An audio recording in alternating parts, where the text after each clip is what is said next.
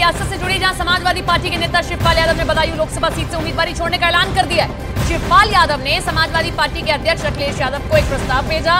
इस प्रस्ताव में बदायूं लोकसभा सीट से शिवपाल यादव ने अपने बेटे आदित्य यादव को प्रत्याशी बनाने की मांग कर दी है। बदायूं सीट लगातार चर्चाओं में है समाजवादी पार्टी के चलते। सबसे पहले समाजवादी पार्टी की ओर से धर्मेंद्र यादव को टिकट दिया गया, फिर उनका टिकट काटकर चाचा शिवपाल यादव को टिकट दे दिया गया। चाचा शिवपाल यादव को टिकट मिला तो चाचा चाहते हैं उनके बेटे को टिकट मिल जाए, और इसीलिए अखिलेश यादव को प्रस्ताव भेज दिया गया है।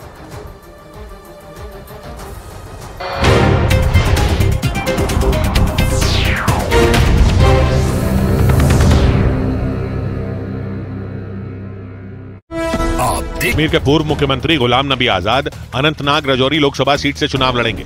गुलाम नबी आजाद ने 2022 में कांग्रेस छोड़ अपनी खुद की पार्टी डीपीएपी यानी डेमोक्रेटिक प्रोग्रेसिव आजाद पार्टी बनाई थी।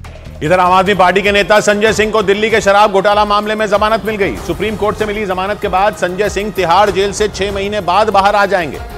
सुप्रीम कोर्ट में सुनवाई के दौरान शराब घोटाले की जांच करने वाली ईडी ने संजय सिंह की जमानत का विरोध नहीं किया, और इस तरह संजय सिंह की जमानत का रास्ता साफ हो गया। सुप्रीम कोर्ट की 3 जजों की बेंच ने उन्हें जमानत दे दी। शराब घोटाला मामले में बीते 6 महीने से वो जेल में बंद थे। संजय सिंह को ईडी ने पिछले साल 4 अक्टूबर को गिरफ्तार किया था। सुप्रीम कोर्ट से जमानत मिलने के साथ ही संजय सिंह को एक और बड़ी राहत मिली, क्योंकि सुप्रीम कोर्ट ने उन्हें राजनीतिक गतिविधियों में शामिल होने की भी इजाजत दे दी है। यानी वो 2024 के लोकसभा चुनावों के प्रचार में हिस्सा ले सकेंगे। संजय सिंह को जमानत देते हुए सुप्रीम कोर्ट ने सवाल पूछा कि आखिर संजय सिंह को अब भी जेल में रखने की जरूरत क्यों है। सुप्रीम कोर्ट में संजय सिंह के वकील ने दावा किया कि बीते 6 महीनों में संजय सिंह के कब्जे से कोई पैसा बरामद नहीं हुआ। संजय सिंह जी से रिलेटेड जितने भी सवाल माननीय सर्वोच्च न्यायालय ने पूछे, जज साहिबान ने पूछे, उस पर कोई सेटिस्फैक्टरी कोई रिप्लाई नहीं था। संजय सिंह को ईडी ने दिल्ली के शराब घोटाला मामले से जुड़े मनी लॉन्ड्रिंग केस में गिरफ्तार किया था। ईडी ने आरोप लगाया था कि शराब घोटाले में आरोपी दिनेश अरोड़ा के एक कर्मचारी ने संजय सिंह के घर पर 2 बार 2 करोड़ रुपए पहुंचाए थे। उत्तर प्रदेश के मुरादाबाद में समाजवादी पार्टी की कलह थमने का नाम ही नहीं ले रही। चुनाव प्रचार शुरू होते ही समाजवादी पार्टी की प्रत्याशी रुचि वीरा का एसटी हसन के समर्थकों ने विरोध कर दिया। रुचि वीरा को समाजवादी पार्टी के नेता एसटी हसन की टिकट काटकर मुरादाबाद से टिकट दी गई थी, और अटकलें लगी थीं कि अखिलेश यादव को यह फैसला जेल में बंद आजम खां के दबाव में लेना पड़ा था। लेकिन चुनाव प्रचार के दौरान उन्हें एसटी हसन के समर्थकों का विरोध झेलना पड़ा। मुरादाबाद नगर निगम में समाजवादी पार्टी के पार्षद सद्दाम हुसैन रुचि वीरा पर भड़क गए। उन्होंने एसटी हसन की खूब तारीफ की, लेकिन तारीफ करते करते उन्होंने रुचि वीरा का विरोध शुरू कर दिया। आप पूरे शहर में लोकसभा में घूमती फिर रही हैं, आपका हम इज्जत करते हैं, हमें कोई एतराज नहीं है, मगर आप एसटी हसन साहब को अभी एक बार आपको जानना जरूर चाहिए। समाजवादी पार्टी के पार्षद ने जैसे ही ये तेवर दिखाए, वहाँ मौजूद दूसरे लोग नाराज हो गए। उन्होंने उनके हाथ से माइक छीन लिया, लेकिन ये सब होने से पहले उन्होंने एसटी हसन का खुलकर समर्थन किया। सैयद की इज्जत करते हैं, सैयद के लिए अपनी गर्दन बढ़ा देंगे, अपने आप को तबाह कर देंगे। यूपी की मुरादाबाद सीट के लिए समाजवादी पार्टी में जबरदस्त झगड़े की खबर आई थी। सूत्रों ने बताया था कि आजम खां के दबाव में समाजवादी पार्टी ने रुचि वीरा को टिकट दी, जबकि इससे पहले समाजवादी पार्टी ने मुरादाबाद से एसटी हसन को उम्मीदवार बनाया था। लेकिन एक वक्त पर समाजवादी पार्टी की मुरादाबाद सीट से उम्मीदवार बदलने की खबर आ गई थी। समाजवादी पार्टी में रुचि वीरा का ताल्लुक आजम खां के खेमे से माना जाता है। वैसे 2019 में मुरादाबाद से एसटी हसन को भी कुछ इसी तरह टिकट मिली थी। पहले पार्टी ने इस सीट से नासिर कुरैशी को टिकट दी थी, लेकिन बाद में नासिर कुरैशी की टिकट काट दी गई थी, और 2019 में एसटी हसन को मुरादाबाद से समाजवादी पार्टी का उम्मीदवार बनाया गया था, और उन्होंने बीजेपी के कुंवर सर्वेश सिंह को 50,000 से ज्यादा वोटों से हरा दिया था। यानी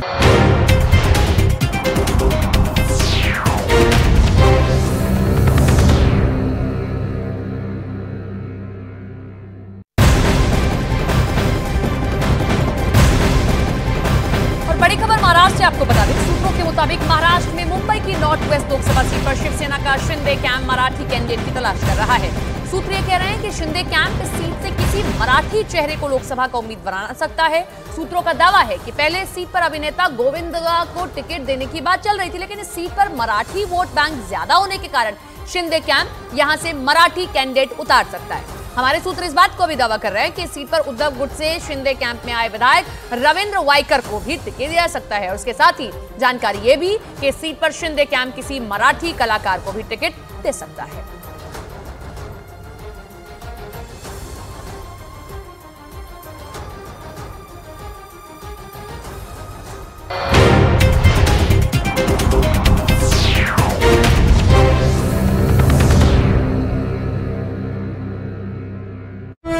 2009 में जब बीजेपी की लहर थी, एसटी हसन ने मुरादाबाद सीट समाजवादी पार्टी की झोली में डाल दी थी। 2019 के लोकसभा चुनाव में मुरादाबाद से कांग्रेस के इमरान प्रतापगढ़ी भी चुनाव लड़े थे, लेकिन उन्हें केवल 60,000 वोट ही मिले थे, जबकि समाजवादी पार्टी के एसटी हसन और बीजेपी के कुंवर सर्वेश सिंह के बीच जीत का अंतर ही 50,000 से ज्यादा वोटों का था। लेकिन 2019 में पार्टी को जिताने वाले एसटी हसन को इस बार टिकट ही नहीं मिली। वैसे मुरादाबाद सीट पर जीत हासिल करने वाले कई उम्मीदवारों को दोबारा मौका मिल चुका है। मुरादाबाद में जीत हासिल कर चुके 11 मुस्लिम प्रत्याशियों में 6 फिर से वहां चुनाव लड़ चुके हैं, क्योंकि जीत हार का फैसला वहां की 45% मुस्लिम आबादी करती है। और इस वजह से समाजवादी पार्टी और कांग्रेस ने कई बार वहां से मुस्लिम प्रत्याशियों को मैदान में उतारा। 2009 में तो कांग्रेस ने बड़ा दांव खेलते हुए भारतीय क्रिकेट टीम के पूर्व कप्तान मोहम्मद अजहरुद्दीन को वहां से मैदान में उतार दिया था।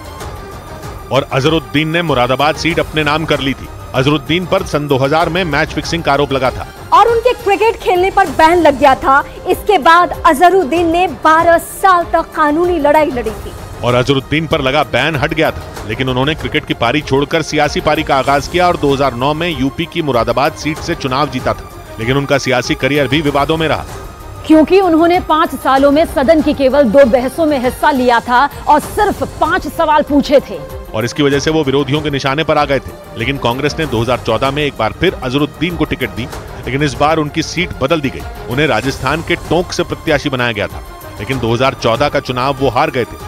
इसके बाद 2019 में अजहरुद्दीन को चुनाव लड़ने का मौका ही नहीं दिया गया था। उधर सुप्रीम कोर्ट ने चुनाव आयोग और केंद्र सरकार से ईवीएम के वोटों की गिनती का वीवीपैट की पर्चियों से मिलान करवाने पर जवाब मांगा। सुप्रीम कोर्ट में याचिका दाखिल कर ईवीएम के वोटों की गिनती का वीवीपैट मशीन की पर्चियों से मिलान कराने की मांग की गई है। अभी सिर्फ 5 ईवीएम के वोट ही वीवीपैट की पर्चियों से मिलाए जाते हैं। इस बीच ईवीएम पर लगातार सवाल उठाने वाले कांग्रेस नेता दिग्विजय सिंह ने अपने चुनाव अभियान के दौरान एक ऐसी तरकीब बता दी जिससे चुनाव बैलेट पेपर से ही कराए जा सकें।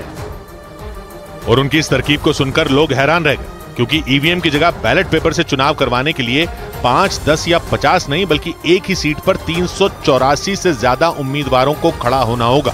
दिग्विजय सिंह 33 साल बाद अपने गृह क्षेत्र मध्य प्रदेश की राजगढ़ सीट से चुनाव लड़ रहे हैं। 2 दिन पहले उन्होंने राजगढ़ संसदीय क्षेत्र में वादा निभाओ पदयात्रा शुरू की। इस दौरान उन्होंने आगर मालवा जिले में इसी फॉर्मूले को जनता के सामने रखा और राजगढ़ सीट पर करीब 400 लोगों से नामांकन दाखिल करने की अपील की। मैंने तो सुझाव दिया, अगर खड़े हो जाते तो ठीक है। दिग्विजय सिंह की तरह छत्तीसगढ़ के पूर्व मुख्यमंत्री भूपेश बघेल ने भी ईवीएम पर सवाल खड़े किए। भूपेश बघेल छत्तीसगढ़ की राजनांदगांव सीट से चुनावी मैदान में हैं और उन्होंने भी बैलेट पेपर से चुनाव करवाने का फॉर्मूला बताया। 384 प्रत्याशी यदि फॉर्म भर दे और नाम वापस ना ले, मतलब वो कैंडिडेट खड़े रहे, तो फिर ईवीएम से नहीं होगा, मत पत्र से होगा। मतलब कांग्रेस इस फॉर्मूले पर काम कर रही है कि एक सीट पर 384 से ज्यादा उम्मीदवार खड़े किए जा सके। ऐसा हुआ तो फिर चुनाव आयोग को उस लोकसभा सीट पर ईवीएम की जगह मतपत्रों से चुनाव करवाने होंगे। लेकिन बैलेट पेपर से चुनाव करवाने का ये